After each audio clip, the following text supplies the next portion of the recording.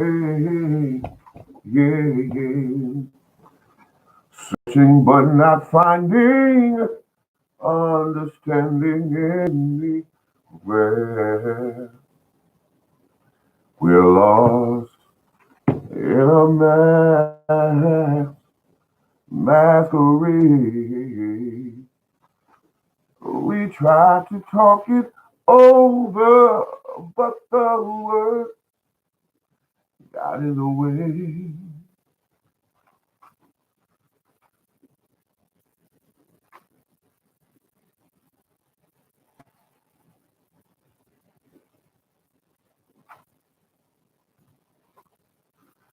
I got two people up there, three people up there. Look at that. Look at that. Came back.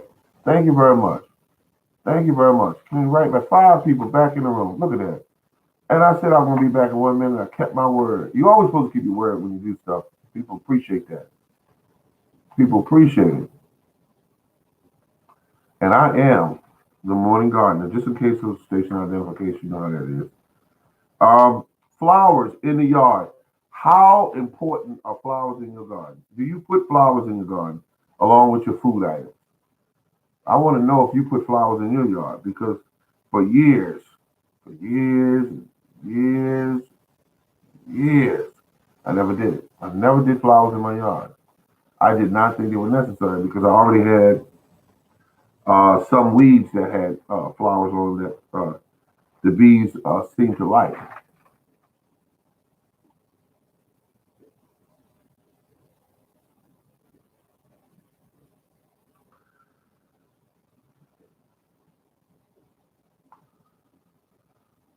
Let's see, yes, to attract bees, butterflies, and you know, bro, I like the way you think. I like the way you think because that makes sense. That makes a lot of sense. I have in early in the year we have the bumblebees come in, and I respect them. When they need a flower, I just back up because they're doing work that you couldn't even pay them to do. You know, they're doing a good job. Um, so you got that going on. Then you got a situation where um, you get the wasp and everything start coming around near the summer and all of that. Near, we're just going into summer, early summer. Yeah, early summer. That's how we work. Food farmers, permaculture. Thank you for returning, sir. We appreciate it. We appreciate it right here. When I say we, there's no one else here, but we really appreciate it, and it's just been great. It's just been great. I'm finding lots of cats out on the street in the dead of winter, and I don't understand why. Little kitten up the road, and I was looking at him, and I said, "Look how sweet and look how precious that cat looks. He got the face of an angel." And he was standing in the street, and I'm driving. And I said, "Uh-oh, this cat doesn't understand what vehicles mean." And I blew the horn to startle the cat so that he would, get out of the road because I don't like to see people run him over. I just don't. Some people would speed up and say, "Oh, watch this," and crunch him and then keep on going. Me, I can't do that because his life is just as valuable to him as yours is to you. But he just don't know what a car means. So some cats learn quickly and they know, oh, car, move. But I blew the horn so he'll know that when you see something moving at you like this, don't stand there. Take some action. Move. So that's my thing. That's my take on cats. I like them. They're all right. And you got some cats that make you dislike cats because they'll scratch the absolute daylight time. Just, you know, and they do that because they get frightened and they don't want to be harmed in any way. But let's see, cats are awesome for eating mice. Yeah, yeah, yeah, yeah. Yes, absolutely, absolutely. I love them and build cat houses in the food forest. My neighbor did that, built a nice little box. I don't know if they sleep in there because it gets pretty cold in there. They go, boom. Somebody turn that thermostat down. God darn. But cats are great. My neighbor next door has about 10 or 12 of them on his porch every day. And I know that they're there because he sometimes will come over to my porch when there's not enough room on his porch. And they got this thing. What does that cat do? Like territorial, you know. Sometimes they don't. There's one big dog in the group that says, "All right, all these females over here are mine." He said, "But there's none left for me." He said, "And how is that my problem?" You know, cats are like that. But they keep the mice and I love them they keep the mice and rodents out of my food forest. They keep them out. They keep them out. Mice are not eating up too much of things that I want because the cats are saying, "All right, I know you're hanging over there near those strawberries. I'll wait till you come back out. I will sit here until you slip up like that." That's how they do it. I used to have rabbits would come visit my yard. Raccoons would come and visit my yard, but they don't visit over there where those cats are. They don't visit. They don't visit because cats, a raccoon come walking down the street. He got some size to him, some bulk. But if you got 10 cats laying up on a porch, uh, they could be a bit of a problem for a raccoon. Um, why is it? And I'm going to ask this question out here to the general audience here. You've grown potatoes, but your potatoes grow small. You've grown potatoes, but your potatoes are always small. Now, would you consider, and here's the second question, that a potato is a heavy feeder? Is a potato a heavy feeder? Let me tell you what I found out last year. I love potatoes grown in my own garden. Love them. And I will put them in the oven. And here's the difference. The oven, I cooked them at 375 for about 45, 50 minutes, something like that. And when I finished, I put a little bit of butter in them. The potato had the audacity to be creamy and flavorful. And I grew it in cow manure. I don't have the stuff here, but basically this organic plant food. I grew up in this, and they had the audacity to be so tasty.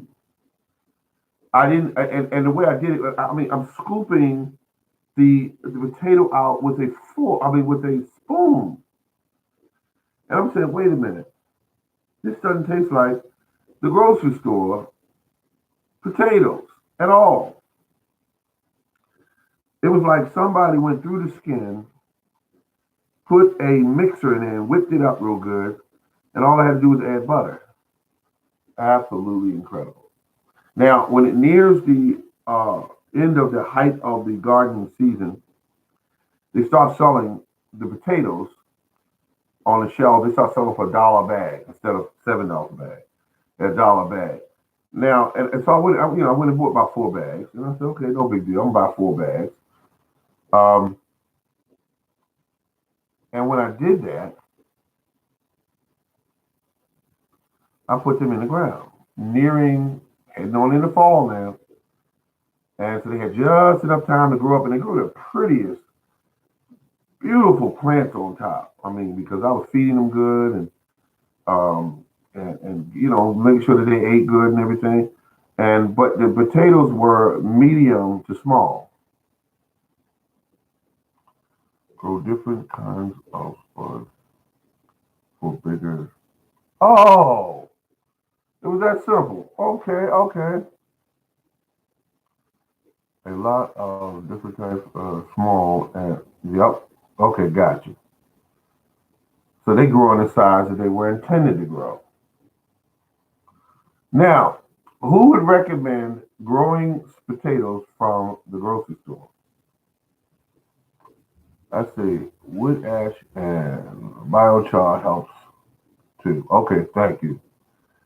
That's it. I got these sweet potatoes and yams. Gold. Oh, so that's what they call gold. Gold. Okay, Reese, I'm going to subscribe to your channel as well. That's what I'm going to do because I want to see what kind of garden you have. Because this is the first time I was meeting here, and I want to see what kind of garden you have. You do have a garden. Okay, let's see. I grow from store. Um, okay, okay.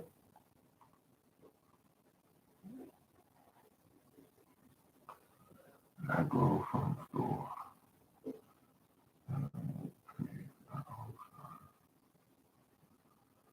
I'm telling you, I mean, I love it. I love it because, and now if you got that heavy soil, folks, remember what I said a while back. I said that a lot of us have a lot of clay soil.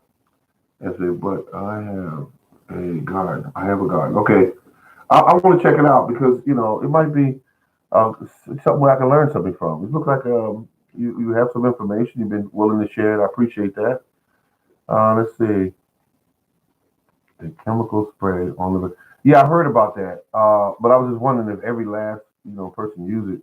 If they to avoid that spray the plant.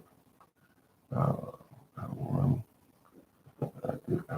yep, that's what they do. They spray a chemical on it on the potato, so it doesn't get roots. Because back in the old days, um, we would put potatoes in the refrigerator, and these eyes would grow all out of them if you leave them in there. They would just grow all out of them. So Whole Foods. Oh, Whole Foods. Oh, okay. Let's see. I did my. They grew well. Okay, they grew well. Good, good. Have it.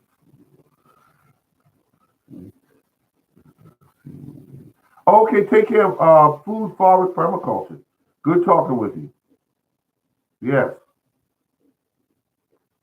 and so that's where I'm at right now. So I'm trying to uh, find potatoes that will grow and get size to them, and you mentioned something called a golden yam. Golden yam. Now, would that be something that's at these Whole Food stores?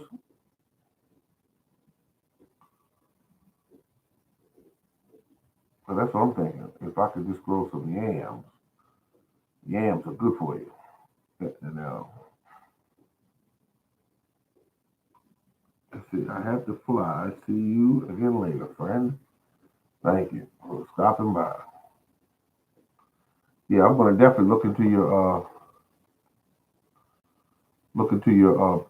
garden because I mean I'd like to add people know Japanese yam. Okay, Japanese yam. Okay.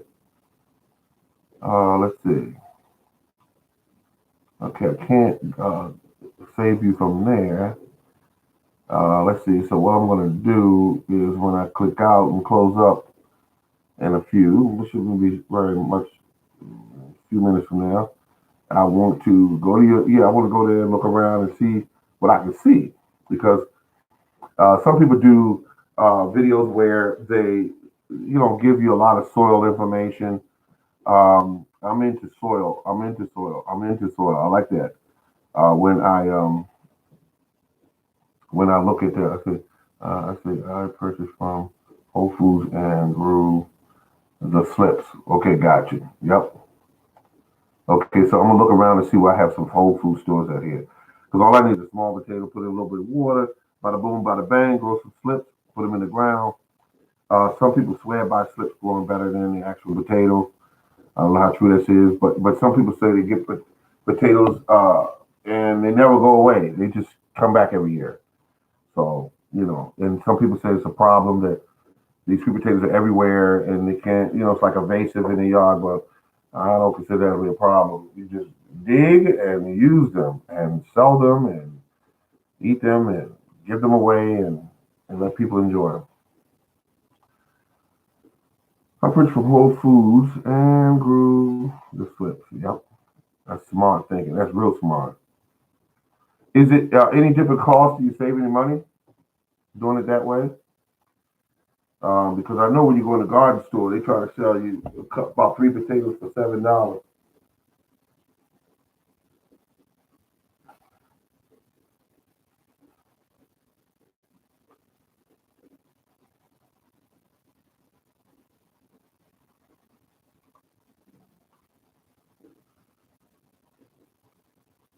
Bring inside and overwinter. Okay, okay.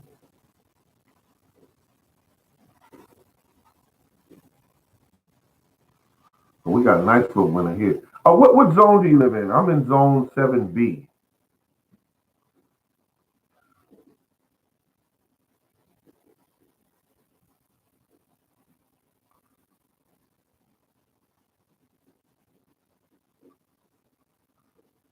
Okay.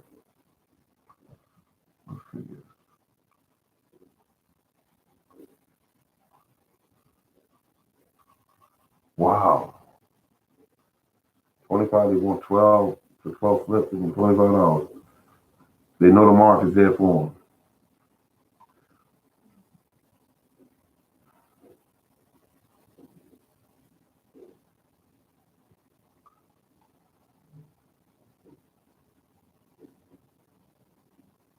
Oh, you in A. I'm in New Jersey. Yeah, I'm in Maryland. And yeah, okay. All right. Do you grow any fruits?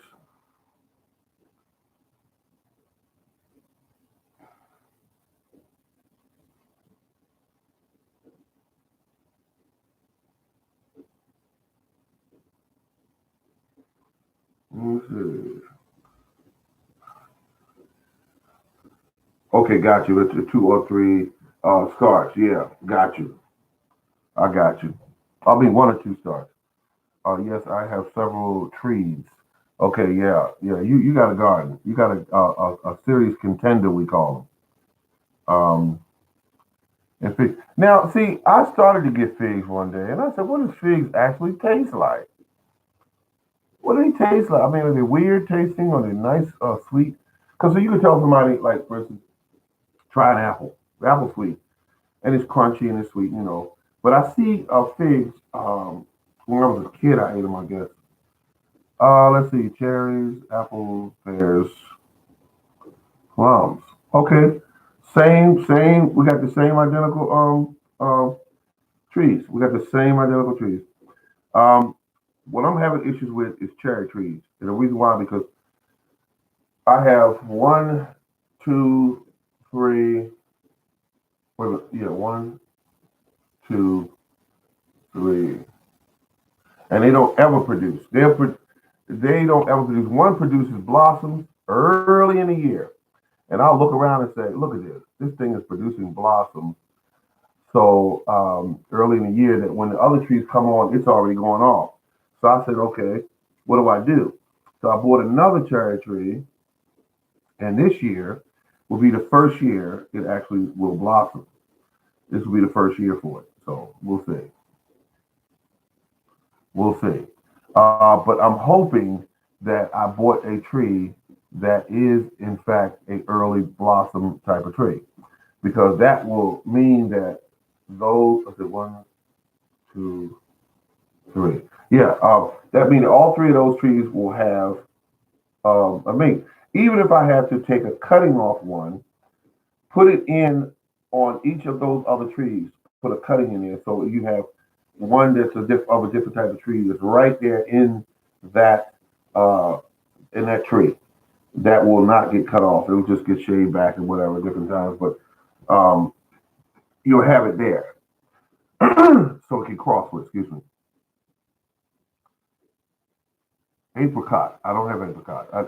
I saw them as a potential problem. I said they're very soft, like the plums, and everything on earth is going to eat them, and just like they with the plum. Yeah, I know, but I just didn't. I never got them, but apricot is a fruit that we don't see in our grocery stores because we quite frankly honest, it'd be hard for them to keep that fruit. But it's a very good tasting fruit.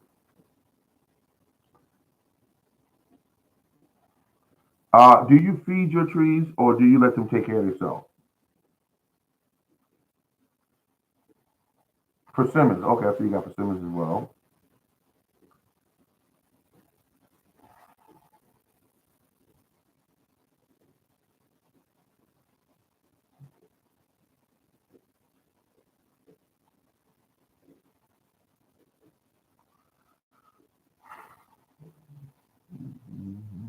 Mhm.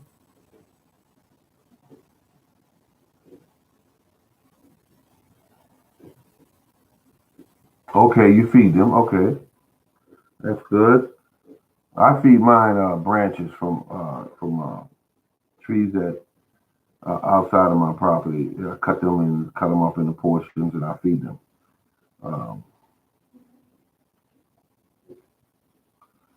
okay, yeah, compost tea. Okay, that's a good move. But I feed them. Okay, water them with compost tea. Yeah, that's a good move. Yeah, because you can save costs doing that. I have a total of 25 trees, and so that can get kind of costly. I said I do grass clippings as well. Okay, good move. Grass clippings. I've done that. I used to get them grass clippings from my neighbors that I knew did not spray or anything in their grass, and I would get those and I'll put them right at the base of the tree. I'd use leaves and put them there as well. I've done it. So, but fertilizing in spring when they first wake up. But fertilize in spring when they first wake up. What type of fertilizer you like to use when they first wake up? Now, me, excuse me, I use anything. I could use this right here. Pour a bag of this down there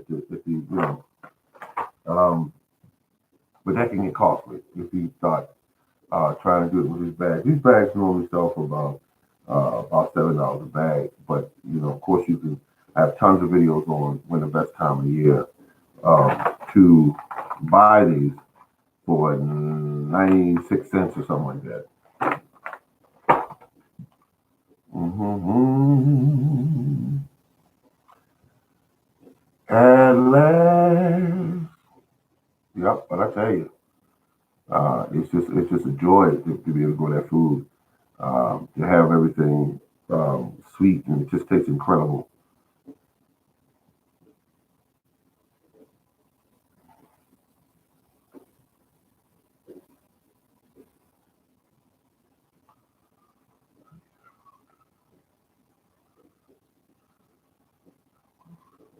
Oh, okay, okay, I got you. I've seen that fruit tree fertilizer in the bags. I've seen it in there. It's organic one they have in there, and it recommends for, I guess it's higher in phosphorus because they want something that blooms and not too much nitrogen um, to spur on a whole bunch of green growth. They just want fruit. Yeah. All right, my friend, I'm going to close out, but I want to thank you for chiming in. The first time we talked, and you got a good head on your shoulder and good amount of knowledge, and you have a garden. Yeah, that's a that's an absolute plus. But I do the shows on Monday, like I was saying, about 5 o'clock. But I try to run a little long for those who might, get in a little late from getting off work or whatever. But I will do it again, and I'm looking forward to having you part of the show. Thank you very much. This is the Morning Garden, and remember to keep on growing. Thank you.